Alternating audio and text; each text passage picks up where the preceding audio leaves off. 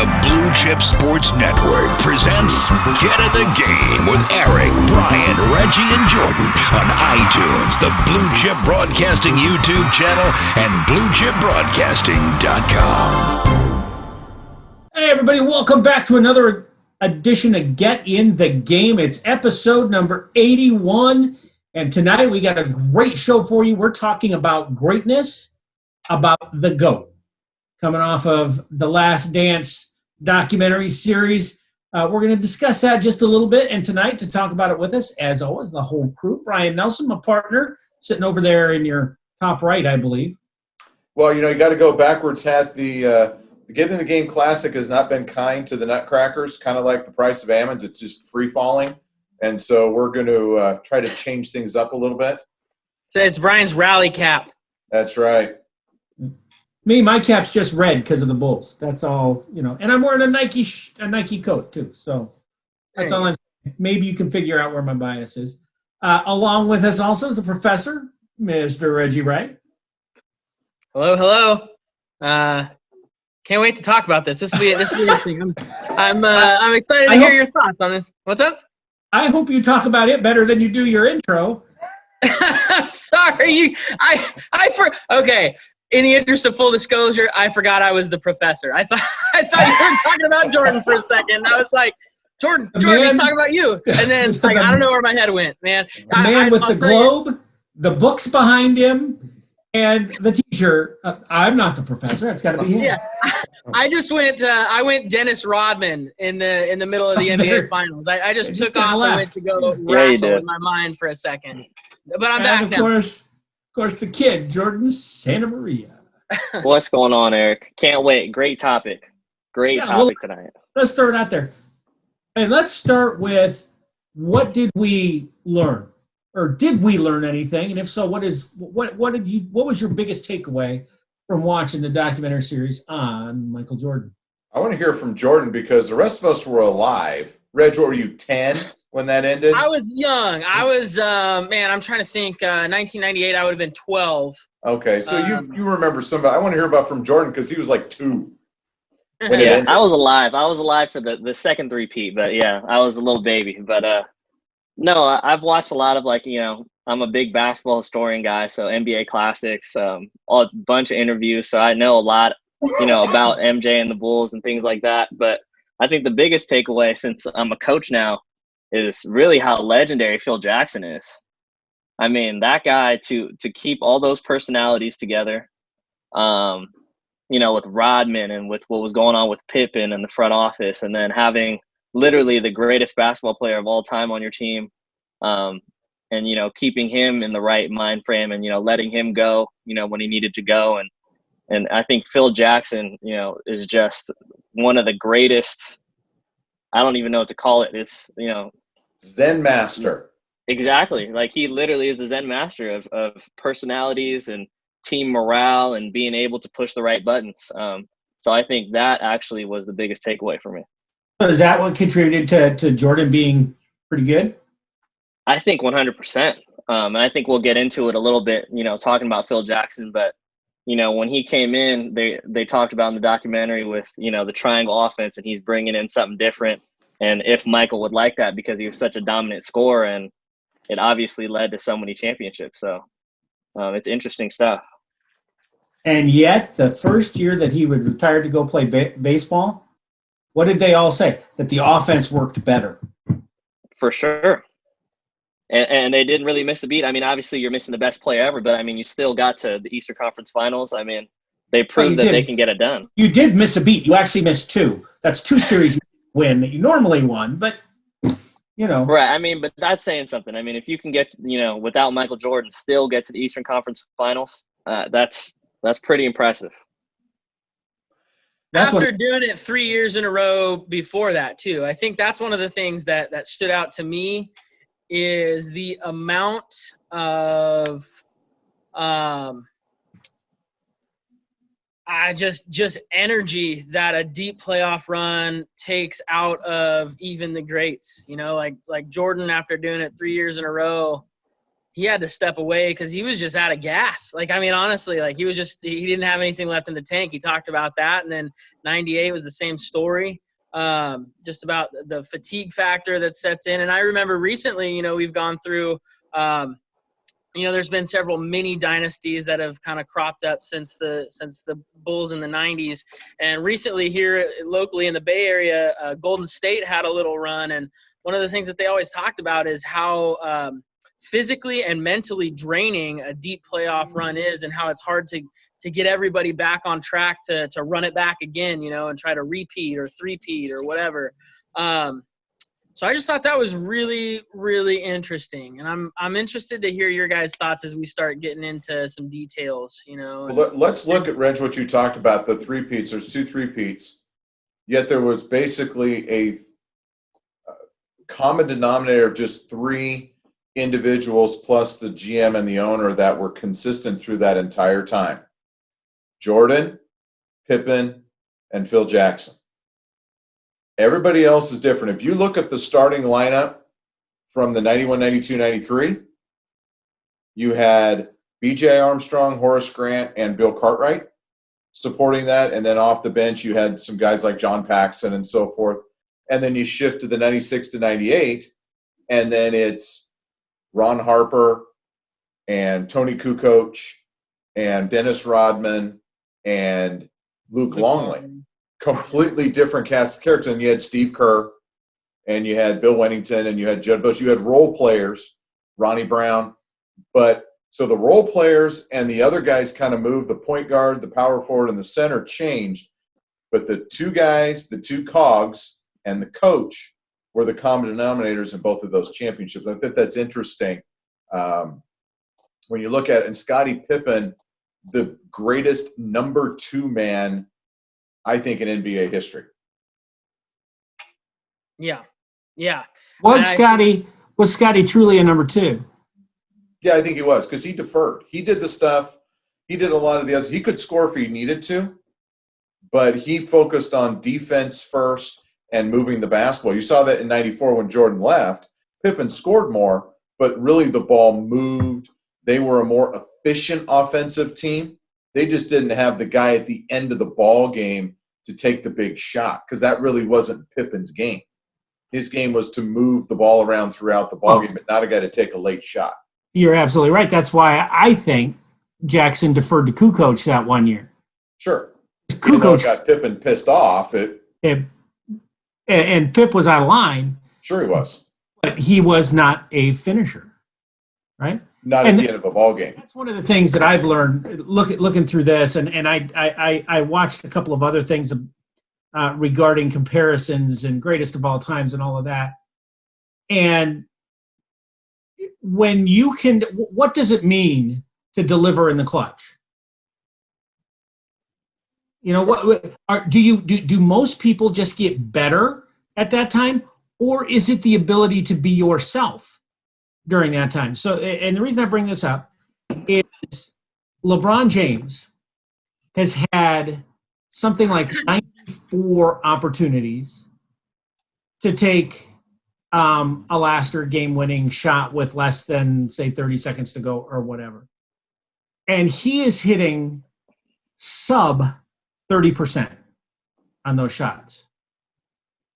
Michael Jordan, on the other hand, is and LeBron James is a slightly better field goal percentage than Jordan does, right? He shoots 50.7% or something like that, and Jordan is at 49.6 or whatever. But they're really close. But LeBron a little bit better.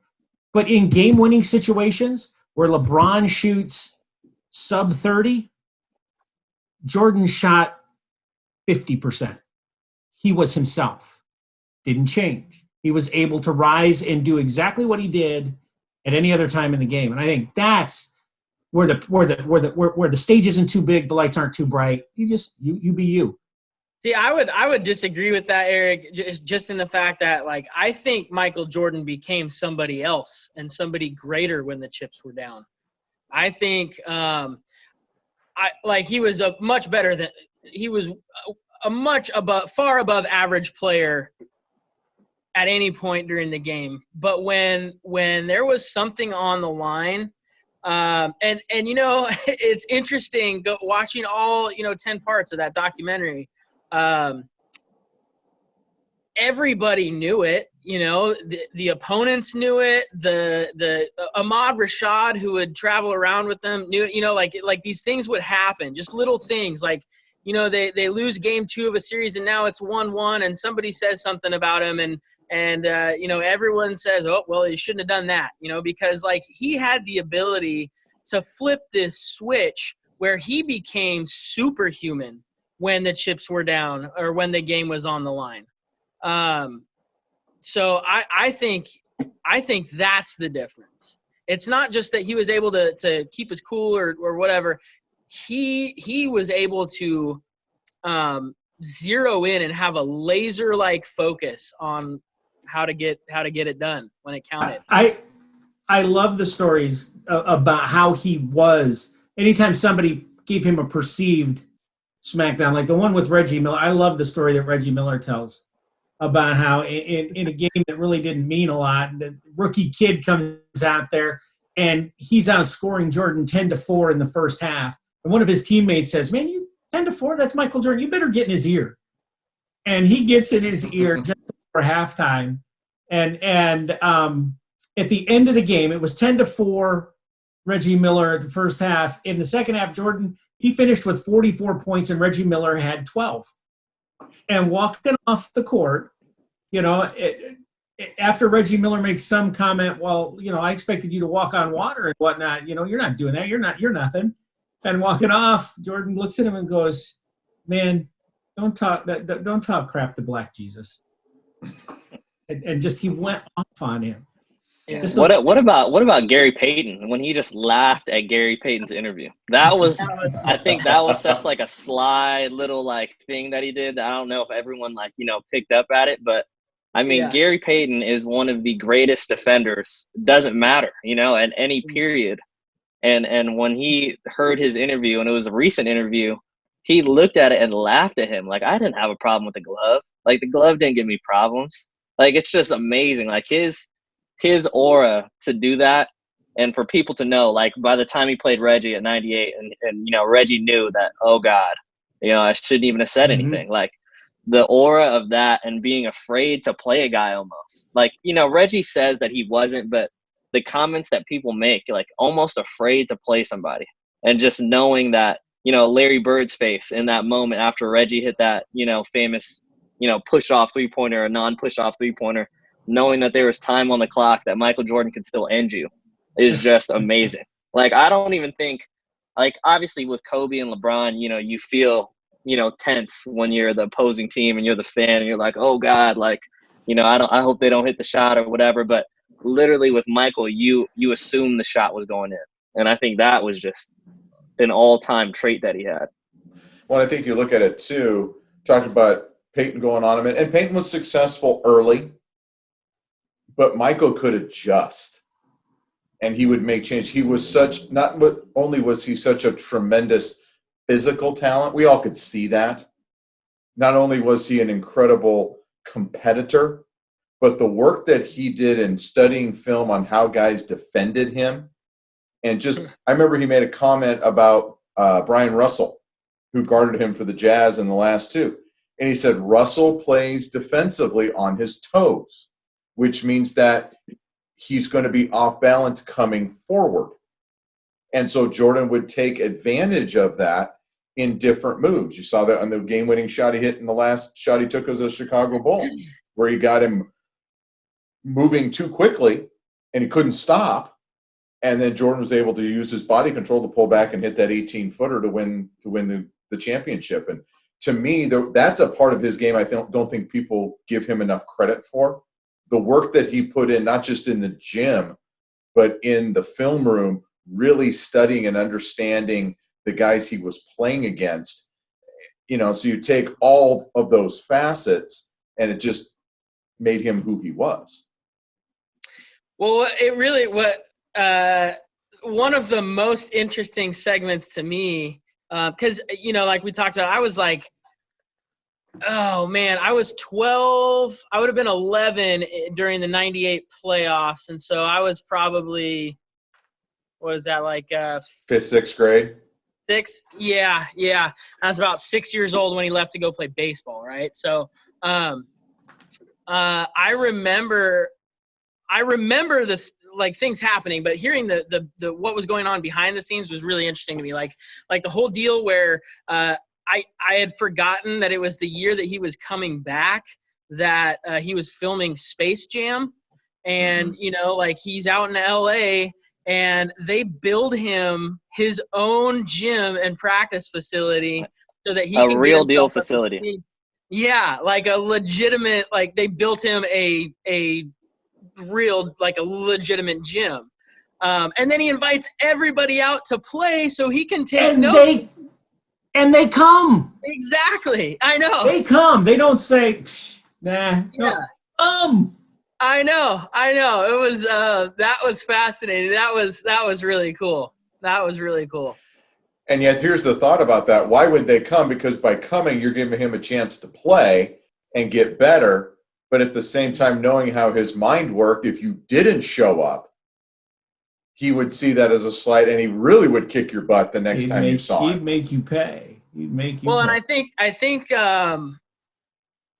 another interesting aspect of the documentary, because obviously it was presented through the lens of the Chicago Bulls. I mean, they were the protagonists in the story. Michael Jordan was the protagonist. But you got a chance to see all those guys that showed up in LA. They were every bit as competitive. They just weren't as good. Like they had Charles Barkley on talking about when the Bulls played the Suns, and he thought that Phoenix was the better team. Reggie Miller thought that the Pacers were the better team. Everybody thought that they were on the better team. They just lost somehow, some way. So they're all competitors too, and that's why they showed up, I think. So in your mind, in all your guys' mind, who is the greatest basketball player of all time? Oh, for me, it's not even close. It's Michael Jordan. It's not even close. And it was that way before the documentary. I mean, he could take things to a whole different level. And Jordan, we were kind of talking a little bit about, before the podcast, about the era that he played in and some of the teams that he had to face. And maybe, we can talk about that. I think the makeup of the Bulls playoff runs every year were a little bit different than somebody coming out of like let's say the Western Conference today. But during the era that Jordan played, I think that was probably there was the most talent distilled throughout the league or separated throughout the league. I mean, there were no super teams. There were no super teams, but there were so many superstars. I mean, the Dream Team came out of that one. Dream Team. Come on. Wait. Let's back up a second. We say there were no super teams. Why don't you start listing the starters of the Indiana Pacers? My point being, super Reggie teams Miller that were based Rick upon Smith. free agency and guys collaborating and all coming together. That was what I was talking about. The Pacers were phenomenal during the time. How that team never won a championship is amazing. You had an aging Chris Mullin, an aging Mark Jackson, Reggie Miller in his prime. That's legit. And then Rick Smits. And Jalen Rose. You had Travis Beck. Jalen Rose was good. You had the Davis brothers, Dale Davis, and those guys were okay, but are you going to put those guys up against a team that has like LeBron James and Anthony Davis and or like the super teams now are legitimate? Yeah, because that team was 7 players deep, and the team with LeBron and AD are about 2.5 players deep. What do you think, Jordan? What do you think? It's hard, man. That's a hard comparison. Like I was telling you guys before the podcast that, coming out of the West today, I feel like has got to be one of the hardest, routes to a championship. And obviously I'm biased just because I'm younger, but if you think about it now, and it is the super team era, I mean, if you look at the Rockets, you got, James Harden, Russell Westbrook, going to be Hall of Famers, in my opinion.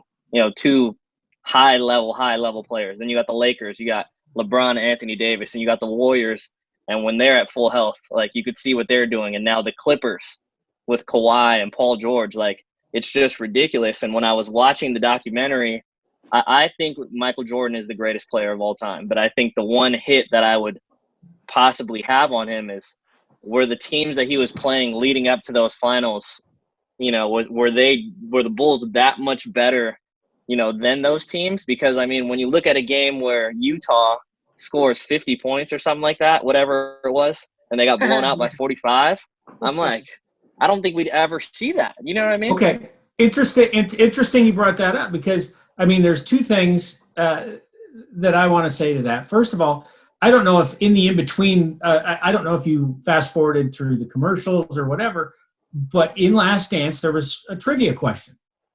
Okay? I know which one you're going to say, too. One of the questions was, how many 60-win teams did the Bulls knock out of the playoffs?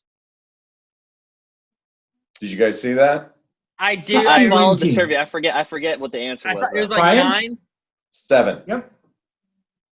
7 of them. So basically, they knocked thought it was 9. 60-win team every year, and 1 year they beat 2 of them. Yep. So Jordan takes. And nobody else has ever done that. No, I think the Warriors have beat 6 in their Okay. run. I believe. Okay. Now then, the second. But okay, hold on. Look- But I would argue that, you know, with today's game, there's so many different aspects that would affect a team from winning 60 games. You know, like load management is a thing nowadays. And obviously, you know, we could say, okay, that's softer now. And you can't, Yeah. you know, like let's I get talk it. about that. I get it, but I'm just saying, I mean, you're not facing the full powered squad every night. You know, you're just not. Like, that's not how the NBA works. Like, now, it's just not how it goes. I'm not quite So- sure I understand what you're saying and how that applies. It's just different. Like, you played the stars all the time back in the day, right? Like, you played full out. So like You're a not- team, right? So, like a so team to get now that 60 might be like a wins, 55. you have to play the Stars all the time. So it would be more difficult to get 60 wins against the Stars all the time. But I'm saying that there's probably – go ahead. Sorry, Reg. Go ahead. I'm cutting you I off. was just going to say, no, I think what he's saying is there would be more 60-win teams now if load management wasn't a thing. So, like the Bulls had the opportunity to knock off more 60-win teams because there were more, because guys played all the time. But No, now, it's not true. like a 55-win team, you know, like I just looked it would up. be a 60-win team. Just looked it up. Against 60-win teams in the playoffs, Michael Jordan, 7-2. LeBron James, 3-4. So he beat as many 60-win teams as LeBron has played in the playoffs. And think about how many more playoff series LeBron has played than Well, Jordan. LeBron, though, like, let's back up there, because I don't think it's any question whatsoever that LeBron has by far had the easiest route to the finals every time. Like, the East is nothing. I think Jordan's talking specifically about the Western Conference. So, like, the Bulls, when they were going through their streaks, you know, they had they bumped up against the Pistons in the finals early on. Then it was like the Knicks, right? And then the Pacers there, the Pacers there at the end. And those were marquee matchups in the conference finals. And then in the finals themselves, those were marquee matchups. You know, the up and coming Suns or the Utah Jazz with Malone and Stockton, one of the best tandems of all time. But those were like the finals. The Bulls were playing the Kerry Kittles led, Nets, in the first round back then. Wait. But in the West nowadays, if you're the 1 seed, you might draw the Spurs or somebody like that, who are, you know, a lot more competitive than the Kerry Kittles led Nets. Well, and the other thing you have to remember, too, is that the first round back then, it was 3 out of 5. Yeah. Right. Load management. Well, I think the other thing, though, that we're getting caught up on, like, I agree that Michael Jordan is the greatest player of all time, but I don't think that the margin is humongous right now. Like, I think we're all kind of, you know, bashing LeBron a little bit. And if we look at the player rather than the team all the time, I think with the discussions with LeBron and Jordan, we often get caught up in, looking at the whole team dynamic, like the Bulls dynasty versus, whatever LeBron's doing. But if we go player by player, it's pretty close. Like LeBron's Really? numbers. Really? I'm just Well, saying, I don't know. Here's the thing. I'll say this. I think that Jordan played on better teams, 100%. cast of characters than LeBron, other than the years that LeBron was with the Heat when he had Wade and Bosh. I would say that his Bulls teams were still better. I mean, Really? Scotty. I'm just saying, like Scotty, Rodman, or even Horace. If you take the first three-peat, I mean, I would take that cast over. You would take Horace Grant over Chris Bosh? It's pretty close. I don't think And Chris Pippen Bosh and D Wade? D Wade in his prime?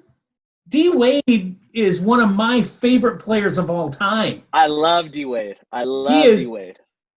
But I'm just saying, I mean, Pippen was D Wade ever considered the best player at any given point in his career? The best player in the league? I don't think so. No, because he played when Kobe and Shaq played. Pippen probably was considered one of the best players in the league. Well, you said the best and one of. Yeah. Wade is one of the best. Okay, let's say the best. The best. No, Pippen was never Scotty considered was the never best. considered the best. No. It's Because pretty close. Those 2 even years after- when even Mike was after out. Michael left, Hakeem, Even after Hakeem, Michael maybe? left, it was Olajuwon, Yeah. Drexler. Those guys Yep. were ever been considered as good as Pippen, if Come not a little on. better. Because Drexler? Scotty was not a closer. Drexler, come on. Yeah, Man. oh man. You never Come saw on, man. Drexler. Drexler. There's a man who Good. obviously was not alive when Drexler was playing. Hey, I don't forget respect about Clyde Drexler. Sam Cassell too, my man. Don't forget Sam Cassell and Kenny Smith in the backcourt, baby. Those Rocket Sam teams. Cassell. Oh my gosh. Oh. Sam Cassell, that's like, I'm not going to disrespect Sam Cassell right now. So I'm not going to. I almost just said some really bad player. Here's the thing I thought I thought about this whole thing. Basically, the two teams that won championships in the 90s, other than 1990 and 99, but from 91 to 98, there were only two teams that won championships. And yet they never met in the finals. That was the Bulls and the Rockets. Mm-hmm. Yeah, that's That interesting. was so interesting because there was a lot of different teams the Bulls played in the finals. Can you name all the teams they played in the finals? Utah Jazz. twice. The Suns. Suns. They played the Lakers, right? Portland. That was the first one. Portland. There's one Portland. more. Who do they play after Portland? We say Phoenix already? You missed it. The glove. Oh, yeah. Seattle. yeah. Seattle. And those Seattle Seattle was- teams were good. And for those of you that are younger than Jordan, the Seattle are now the Oklahoma City Thunder, but there was a basketball team in Seattle. Yeah, and they had Gary Payton and Sean Kemp and Detlef Detlef Schrempf. Schrempf, Hersey Hawkins. I remember. Okay, I got a story for you guys. All right. I'm on my honeymoon in 1996. Right. Who did Where's this story going, Brian? We know that you're, just these last keep couple it weeks, Aaron, you've kind of gone where's off the rails Aaron? a little bit, bud. Where's Aaron? Get her in Do we here. need to step in right now? Or who can we did trust you on this the one? Bulls beat in the 96 finals? In the 96 finals? Yeah. That's the first one of the second group. Yeah. They beat the Sonics, right? Yeah. And Yeah. Who's staying at the same hotel as I am in Hawaii 6 weeks after the finals is over? He's dropping names again, Reg. Detlef Schrempf. Oh, man. Oh. Did you talk That to him? dude was big. See him? Yeah. Oh, yeah. Stood behind him in the buffet line, in the luau buffet line. You slap get a any little food, huh? little pork. Oh, man. That's awesome. Okay. Should have been proud of me. I didn't bug him. I just let him enjoy his time. Looked like he had his significant lady friend there. Could have been his wife. Could have been. That would be a significant lady friend. Yeah. Could not have been. Oh, man. So, anyways, So I is there- digress. But I Yeah, got to drop a name. I didn't drop a name the last two podcasts, so I had to get one in there. It had to be coming. So I'm always amazed at the argument that the competition that LeBron has to face today is so much better than what Michael faced 20 years ago. I just want you to tell me, somebody put down a list of the top 10 or 15 basketball players of all time. I guarantee you on that list, about 8 of them were in the league and playing while Jordan was playing. I'll go through them. Bird. Yep. I don't know if Magic. there's anybody in the top 10 on the Pistons. Isaiah would be the closest, but I'm not a big Isaiah Thomas fan, but he's top 20 at least. Mm-hmm. You've got Miller. You've got Malone and Stockton, Drexler, Peyton. Magic, Worthy. You're just getting started. You can go a lot further. Barkley. You got Pat Ewing. Are you guys just? Patrick Ewing. Thank you. Yeah. Hey, don't You're forget John Starks. Well, that's what I'm saying. Like, I think. No. Can we bleep that? Where's our sound effects board? That one. I don't want to go too far about the LeBron Jordan debate too, but I mean, LeBron played some dudes too. Let's not act like he didn't play guys. I mean, he played Dirk Nowitzki. He played Tim Duncan, Tony Parker, Manu Ginobili. But in the finals, how many times did he win? Golden State. 3 out of 12. I get that, and you can't debate that. That's like the team argument again. Like, if we're talking player for player, it gets closer. That's all I'm saying. I don't think it's dramatic difference. I just think Jordan's better. And to be honest, I think the discussion is more who's in the 2, 3, 4 range between LeBron, Kobe, Magic, Bird. Where do you go there? Where's Wilt Chamberlain and Hakeem? Why don't we consider centers? Because I think Bill Russell's the second best player of all time. So to Jordan's point, I am kind of an outlier because I am not. I have doubts about LeBron, so maybe I'm just way too far out there for you guys. But to Jordan's point, when Jordan got to the finals, he was facing, I think the best team that he faced was the Utah Jazz with a big 2, and that was Stockton and Malone. And then maybe 2.5, I guess you can throw Jeff Hornacek in that group, right? And that was it. What are you going to tell you? You want Greg Ostertag in there, Eric? I see you shaking your head. You want me to put Ostertag in there? The big 3. So you got these 2 guys that are really good and then just a cast of role players. LeBron, this is one argument in his favor. He made it 4 times in a row, and every time he got there, he faced Steph, Clay, Draymond, KD a couple times, Andre Iguodala. These are teams. That is an all-star team. That is an all-star team that he's facing. You realize 20 years from now, when you put a guy's name like Draymond in that argument, he's not going to be compared favorably to Oh, take it easy, Eric. Hold on. I'm just saying, and I love Draymond. I'll make the comparison. But they're going to look at Clay and Curry. Who's a better player, Draymond or Rodman? I think Draymond is more skilled. I think Draymond's better because he does what Rodman player. does, plus he scores. I think Rodman did his job the best out of anybody, his specific job. If we're talking about overall basketball player, I'd probably give it to Draymond. He could do way more things on the court. Oh, I think that's true. Way more versatile. As a teammate, I like him better, even though he can be a bit of a handful. But he doesn't go to Vegas with Carmen Electra. In the middle of. I mean, what does Rodman do? He rebounds and he defends, but Draymond Green. I think Draymond Green does those same things at a very high level. Plus, he has an offensive component. He can. Draymond's not going to the Hall of Fame. Oh, I think he is. Stop it. Stop I it. think He's he going to is. the Hall of Fame. Cut it out, Nice. I Eric. think he is. Yes, he No, it's is. not. Yeah. Okay. Draymond's not going to the Hall of Fame. Why don't y'all take a $100 bill out your back pockets, put it on the table right now? How about we go to that 98 I'm wearing cents gym Chicago shorts. I White don't Sox have Dutch back Steel pockets. Demolition Night ticket, and we'll go 98 cents.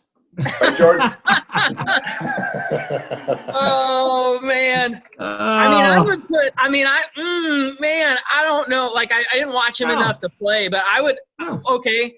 Rodman's in the Hall of Fame. Where would you stack somebody like Draymond and Charles Barkley? Oh, Barkley's way better. Way better. Way better. On what? A The lot fact- of things. Barkley do. That he Barkley will could out board. rebound. Yeah, Barkley he could would out shoot. rebound Draymond and outscore him. Every time. The only thing Barkley didn't do as well is he probably wasn't as good a defender. On other people, he would defend guys like him. Draymond can defend. He can He can defend. defend anybody. Yeah, Draymond can At a defend very high level. at a very high level. But Defensive Player of the Year level. Right. Yeah. but Barkley could defend the 4. Okay. Hey, I Eric, don't he know. can defend Yeah, okay, threes that okay, were like, not I'll give you that one, tremendously but- quick. Yeah. Yeah. But I would, if I had to take right now, I'm taking Charles. Oh, absolutely, not in a heartbeat. I'm taking the round mound of rebound, and I'm saying, Draymond, I love you as a dude, man, but come sit with me. Man, I don't know. We'll see. I And don't know. Barkley's one of the top 25 players ever play the game. All time. And that's where, Eric, that's why I just think we just have a hard time with the comparisons. Like, you're naming, all the Hall of Famers that Jordan played, but there's potential Hall of Famers that LeBron played. These guys are going to be Hall of Famers. Great. You're talking Hall of Fame. I'm talking greatest of all time. The guys we're talking about are, I'll give you like Bird, Magic, and Barkley, maybe. Russell Westbrook puts up numbers. He is never going to be considered one of the greatest of all time. Never. Same with Harden. Same with Chris Paul. Well, okay, hold on. Harden, we don't know yet. Okay, let me Yes, we give do. you, Garrett. Chris Paul, I Okay. would say, We're going to give Jordan a history lesson here. I'm going to give you a name, Eric, and you tell me if you think this is a fair comparison for James Harden. George the Iceman Gervin. Yes. Do you even know who that is, Jordan? I know who George Gervin is, but Okay, I good. guarantee I'm you impressed. James Harden is better than George Gervin. And George Gervin's a Hall of Famer. I didn't say James And- Harden was going to be a Hall of Famer. I just don't Like, think okay. he's one of the greatest of all time. I'll give just you- like I'll give Gervin. We're you guys taking that another step example. up. Okay. I'll give you So another maybe example. go ahead. 5 point guards today ahead of John Stockton. I'm sorry.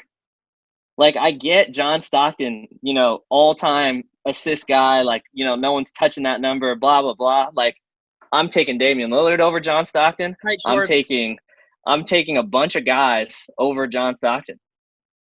And he's supposed to be one of the greatest, players. John it's just Stockton hard. is not on. He's not one of the greatest. He's not in that top 10 or 15 players of all time. Okay. So, we threw out James Harden. Maybe not James Harden, but Kevin Durant is going to be considered one of the greatest of all time. Kobe Bryant, who was in the league with LeBron, definitely one of the greatest of all time. In Tim the league Duncan. with Jordan at the same time. Oh, yeah. Okay, fair. The problem for LeBron is you realize Kawhi that LeBron Leonard. and Kobe never played each other in the finals. Yeah. And I think that for LeBron and Kobe's place in history, that probably is a disadvantage for them. Because Michael played against the greatest other players of his generation at the same time in the playoffs and in the finals. Those two guys never did. It's Well- just hard because when we have some of these conversations and we're talking about, skill level and individual players, like we're not talking about the whole team aspect. We're talking about individual players. I would take a lot of guys in recent time above a lot of the guys that you guys talk about. Like it's Because you haven't seen them. See, I'm sitting here as an old guy. I've got an advantage. I've seen them both. And I'm not married to my romantic visions of everything when I was a kid was better. They're not. Today, athletes are bigger, stronger, faster. There's no question. I would take in a lot of ways, I would take today's athletes over my generation's athletes in a lot of ways. But when I can sit here and say, I have seen with my own eyes some of the things back then versus some of the things today. I mean, you can't say that that's not credible. I mean, I've watched them both live. For sure. I just feel like it's just one of those arguments, like we can go back and forth and it's hard, but there's so many comparisons where I'm just like, it's like a no-brainer in my opinion. Like, it's just hard. Again, I just like, Well, I've seen them both.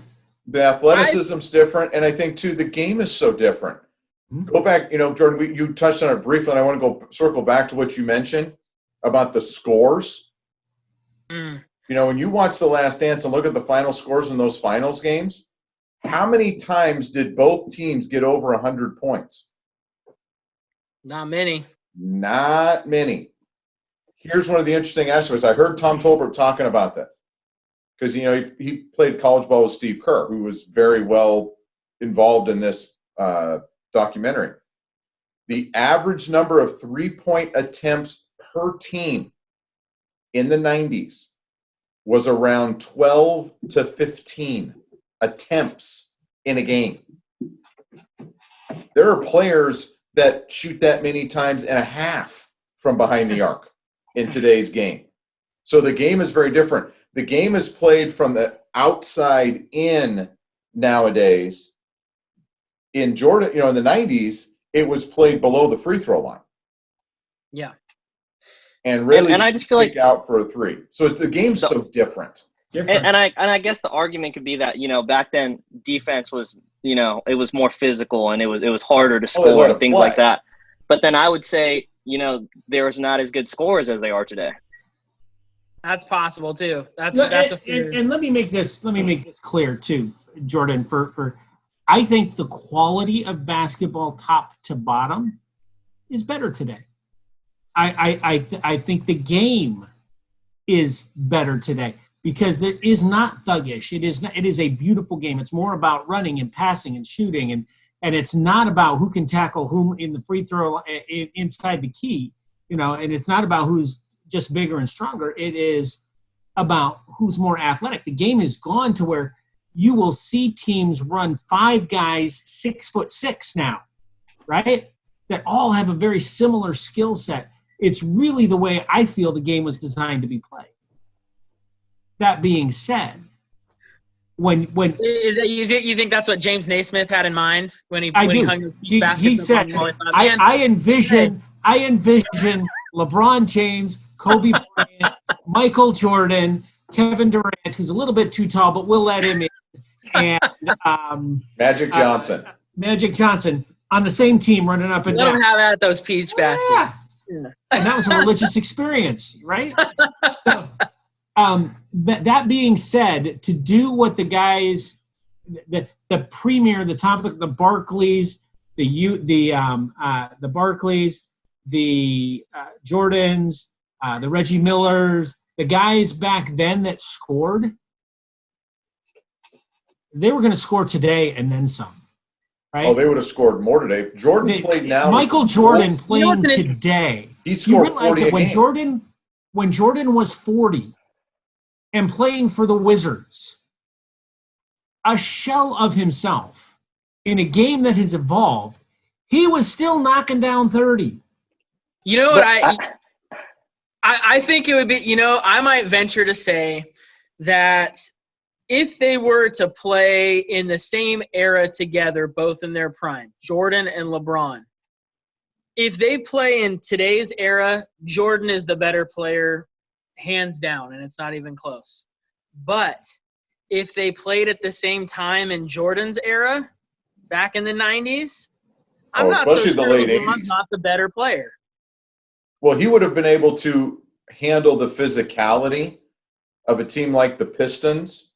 Oh, for sure. I mean, he would have been the most physical in that kind of game. If you would, teleport him back there and he'd never experienced that, he would not do well at all. But if he had grown up in that kind of game, he probably would have. His body would have physically handled it better. But look at Jordan worked so hard physically to get stronger to handle the physicality of the Pistons. In the free-flowing game that they have today, that is conducive to scoring, that is conducive to athleticism, that is conducive to that open court play where nobody can stop LeBron, right? He still doesn't outscore Jordan, who plays in an era where those things don't exist.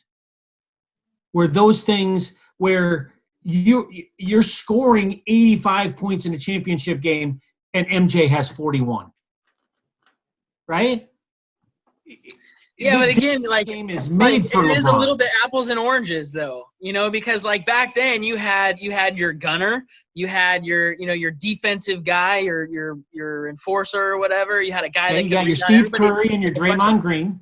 Yeah. Wait, what? So, what did you just say? I said, so you've got your Steve Curry and Draymond Green. You're going back then. You had. Oh, well, no, but like now everybody kind of gets a touch, you know what I mean? And like the scoring is kind of spread out a little bit. So it's hard to just go straight numbers. I understand what you're saying. I'm not saying you're wrong. I'm just saying like it's a really difficult kind of litmus test for who's the better player when you're just looking at like, this guy averaged 38 a year and this guy averaged but you've got to put it into context. Right. 38 when you're scoring 95 is a bigger deal than 38 when you're scoring 120. Yeah. When the game is designed to score 120, right? I'd have to look at the shooting percentages on that, though. Oh, I guarantee you, Jordan's is higher than most guys now. Yeah. This is my thing, though. Like 6'8", 240, 250, whatever LeBron is, right? Can do technically anything that these other guys can do that we're talking about. And I'm not saying that LeBron is a better basketball player than Jordan is, but I'm saying that he can do every little bit than Jordan can do. Jordan is a better winner. But I think if we're looking at the individual basketball player, I can't argue with certain people that say, I would rather have LeBron, or I'd rather take a prototype LeBron James type basketball player. Because he's doing everything at a bigger, just as athletic, maybe more of an athletic rate. And he can guard more positions, and there's just more things he brings. Let's take that. In the time that you've watched LeBron, has he ever taken a possession off defensively? Have you seen his defensive skills deteriorate? Have you seen him need to take, load management games? Have you seen him, he has only played 82 games in a year one time. Right. Okay? Michael did it every year. Mm-hmm. That load management twice. wasn't a thing back then. Yeah, he took 2 years off. So are you saying that as if load management is something to be proud of? Well, Michael Jordan did load management too. He just did it right in the middle of his career for 2 years. He took 2 years of load management. Yeah, and then he went and played baseball every single day and rode the bus. So to get back to one of the things where we started this discussion, just before because unfortunately we're about out of time, right? To take it back to the beginning, what was one of the things that I learned in that documentary is that Terry Francona believed that if Jordan had 1,500 minor league at-bats, he would have been in the MLB.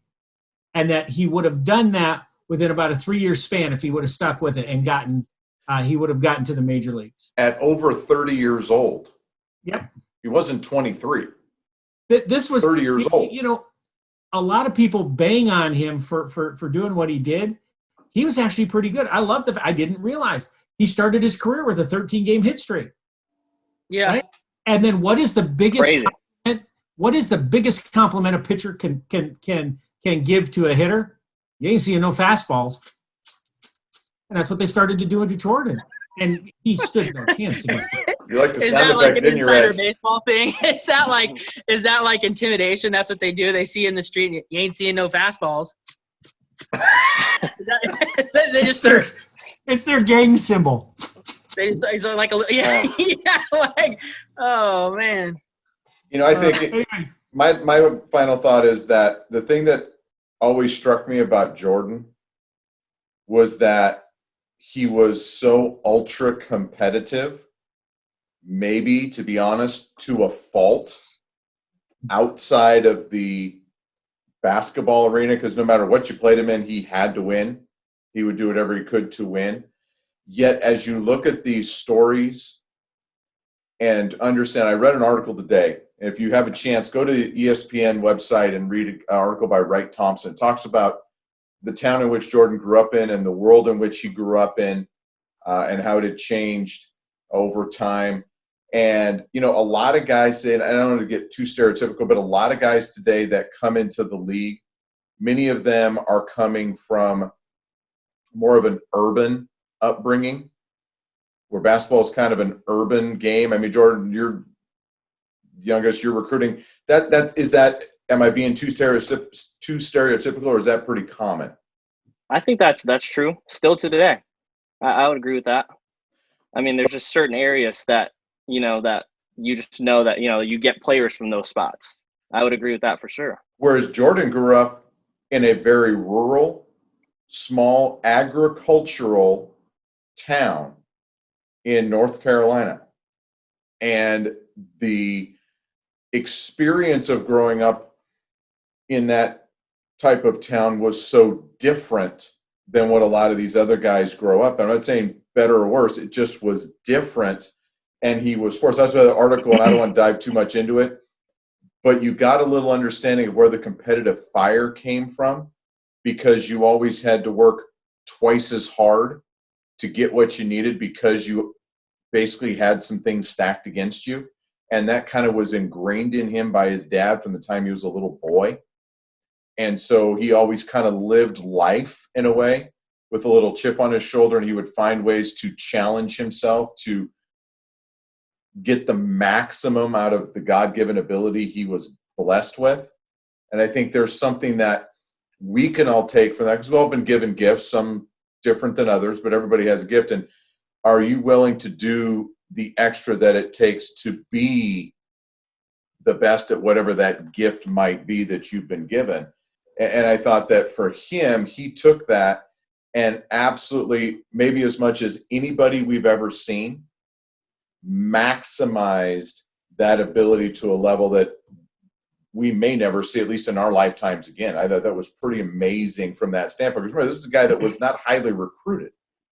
And it may not be, he took it to a level that may not even be healthy as much True. as that was kind of what I was here's saying. some of those things right now. You also got to look at it that, to piggyback on Brian, my final thought is this: when it got to the end of episode 7, and they were talking to Jordan about, his constant pushing, prodding, needling, two things stand out to me. Just before the interview ended, he said, "You can ask any one of my teammates, you can ask any one of my coaches, anybody I ever played with. I never asked them to do something I wasn't doing first." And I think that's important. And I think he could have probably led with that as much as with the verbal, pushing and prodding and bullying at times. That could have probably been just as effective, maybe not. But the second thing, and he truly believes this, and I believe it too, to a point, winning has a price. And if you're not willing to pay that price, then you don't ride with me, because I am going to push you to where it takes to get. You're going to pay that price, and I'm willing to pay it. And if I'm willing to pay it, you should be also. And that is incredibly true. And I think that may be the difference between being 6-0 in the finals and being all of that, and LeBron James, who is, I think, almost as good of a player, but I don't think he has that same all-encompassing, all-consuming, no matter what it takes, killing people along the way kind of process, to where if you're not, I'll do it the heck myself, right? And I think, and that doesn't make LeBron a bad guy. Well, no, that's what I'm about to say. To LeBron's credit, he's probably a better human to most of his teammates while it's happening. Now, after it's all said and done, it may be different. LeBron may not pay any attention to him, and Michael may be interacting with his guys or whatever. I don't know. I'm just saying that it may not have been greatest for him personally or for the guys he played with, for what it took, the price that had to be paid for them to be successful. Anyway, great talk. I think we can talk about stuff like this until the cows come home, but we got to wrap this up. And, before we go, Reggie, why don't you give us the update on the Get in the Game Classic as the season went into week 2, and it was 6 games against the same team, just splitting up the stadiums. What was going on? Can I go this home week? now? I want to go home. Brian, you have to sit through It this. was a rough week for Brian and the Nutcrackers. So this is the only week all season long where we played the same team twice. It was a kind of a home and home 6-game series, if you will. We had three at home, and then we traveled on the road for 3. I locked horns with Brian and the Nutcrackers, so the Red Sox traveled on the road and then came back home for the second half. And I'm not sure how much you locked horns with them, really. I think the horn stuck me in the butt. That's what I think happened. The Nutcrackers are struggling a little bit. Yeah, they we split the first 2 games, but then And then we had to play 4 more. the Red Sox went on to rip off 4 in a row. Never seen Reggie be so kind in his life. The one baseball expert at Blue Chip Broadcasting Sports and struggle town right now. Well, I got Mariano Rivera with 3 blown saves in 2 weeks. He goes 2 to be months fair, without there 3 were blown some tight saves. games. I won a couple of 1-run games there. So I took 5 out of the 6 against the Nutcrackers. The Red Sox did, and then I'm surprised you can even sit down tonight. Your butt is so wrong. And it's not just that I lost, Eric. I got shut out. I blew late leads twice, and I got blown out twice. It's like any way you could lose, I found a way to lose. Oh man, it's one of those stretches. Can't get too high, you can't get too low in baseball. Is what they say. Yeah, but the low's getting close. Good thing all 4 teams qualify for the postseason. Oh You man, better watch out. Brian is load managing right now. That's right. I just got him, whatever. And then the Chias, Jordan, and the Exceptionals, Eric's team, went head-to-head for 6 games, and they ended up splitting everything right down the middle. Jordan took 3 games with his boys, and Eric took 3 games with his boys. But, man, Jordan, there's a – talking about different eras, Jordan is definitely the new school team in this league. He's got a lot of young faces, relatively speaking. And those guys are tearing the cover off the baseball. Right now, Mike Trout and Tony Gwynn are number 2 and number 3 in the league in terms of batting average. Tony Gwynn's hitting .412 right now, Jordan. By the way, I think we need to check that guy for PEDs. Tony Bats, baby. Tony Bats. Yeah, man, he's going nuts. And then Trout, leads the league with 18 hits, leads the league in doubles with 6, leads the league in triples with 2. Mike Trout's doing it all, hitting 391. I think we got 18 hits this week. Oh man. The romantic era of baseball right now is nothing but a heartbreak. I know. I'm looking for some guys that I can talk about, Brian. I mean, there's Mike Schmidt. Your numbers don't go that far down. He's on the leaderboard. He's Who's 4th. that? Mike Schmidt. He's got 3 home runs in 12 Yeah, but games. he's not hitting 200. Yeah, I know. I'm looking for you. That reminds me of Dave Kingman. I think Juan Marichal leads the league in innings pitched, maybe. Yeah. I think he might have one there. Brian decided just to keep him in after getting blown. Exactly. No, he doesn't he's the only trust guy that's Mariano good. Rivera anymore, so he's got to let Marichal go. He's got an ERA of 2.5, and he's like 1-3. I know. Yeah. You might have to switch strategy. You might have to go a little more small ball. Might have to employ the old hit and run. We are making some lineup changes, let me tell you. Eric, unsurprisingly, he's got a guy that leads the league in home runs. He plays in that hitter-friendly ballpark. Think about baseball history. Who would you imagine might be one of the greatest home run hitters of all time? If all the players got together in one league, who do you think would lead the league in home runs?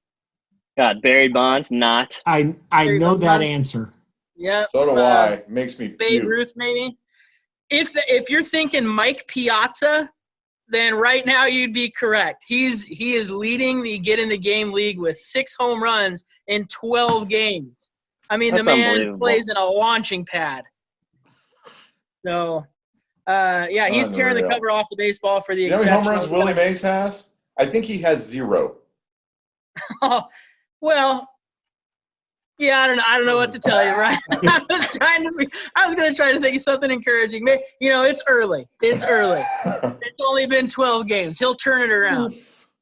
Let's see. Lefty Grove leads the league in ERA, sitting at 1.29. He's How many my times guy. did he pitch against me? Twice? Yeah, that's That what would it be was. why. Oh, Tom Seaver in second at 1.93. Pitched against me twice. Yeah, we've got, let's see. I'm looking at, here we go. The league leader in saves, Billy Wagner. Billy Wagner with 3 from the exceptionals. 3 saves in 12 games. That's pretty good. It's at a percentage of .750, he leads the league in that category too. So I mean, it's interesting to see. So overall, Reggie, the standings are this. Well, in last place, Brian and the Nutcrackers are sitting at 3 and 9, right, Ryan? I was trying We've to get him to dropped lead with 8 something of different. 9 after starting. No, 9 of 10. We started 2-0. We've dropped 9 of 10. Rough stretch. Rough stretch. And then in third place, it's the Chias. It's Jordan's team, and you are sitting at 5 and 7, Jordan, right there. 5 and 7. Close to 500, and But then not there yet. Not there yet. Oh. Not there Oh, but he yet. gets to play me We're this coming. week. 2 games above the above the Chias are the exceptionals. And Eric, right now you're sitting at 7 and 5 after splitting the home and home with Jordan. And thanks, Brian, because now I'm 9 and 3. I went 5 and 1 this week, and so I put a little distance in between myself and the exceptionals. So I'm 9 and 3, 2 games But up. Reggie, on you the don't get to play me this week, so your record will probably I suffer know. because of that. I'm probably gonna come back I'm down to looking earth right forward to the chance to play him again because I swept him the first time I played him too. I just think something's fishy because Reg is running these things and he's 9 and 3. I don't know, man. And I got the romantic players of baseball. My team is garbage. Not that I'm just Man. barely losing. I'm getting smoked. Reg Yeah. went to some like online source and found the top 10 players in our simulation Automatic style and grabbed them all. Oh, well, Top like for match. me, I think what it is I've just got guys that run. Like I'm like my average isn't super. I'm not hitting the ball that great. But I've got Billy Hamilton with 9 stolen bases. I just got a bunch of guys that are running right now. Billy Hamilton's got 9. I think, there's one other guy that I have that has 8. I mean, it's just, we're playing the small ball game right now. I got guys running. They're running back to the bat rack to put their bat back because they didn't hit the ball. Well, that's where it stands in the Get in the Game Classic. The Red Sox on top, the Nutcrackers bringing up the rear. So, thank you for joining us. And if you like what you heard today, click the button, and right there, Subscribe and then like. right there on the bottom. Hit subscribe and like it and comment. We are going to, I think we are going to start a new segment where we will talk about the single best comment or the single most intriguing comment or the single most interesting comment that we receive on these podcasts, and it could be you. So make sure you comment and, challenge us because we think we know it all. Okay, well, at least Brian does. No, obviously not. Anyway, we appreciate you taking your time and spending it with us. Hope you had a good time. Hope you enjoyed it. Thank you for listening. And for my partner, Brian Nelson, Reggie Wright, the professor, and the kid, Jordan Santa Maria, my name's Eric Davis saying good night. God bless. Thank you for listening. And remember this, no matter where you are, no matter what you're doing, get in the game. You've been listening to Get in the Game, an exclusive presentation of the Blue Chip Sports Network. Get in the Game with Eric, Brian, Reggie, and Jordan on iTunes, the Blue Chip Broadcasting YouTube channel, and BlueChipBroadcasting.com.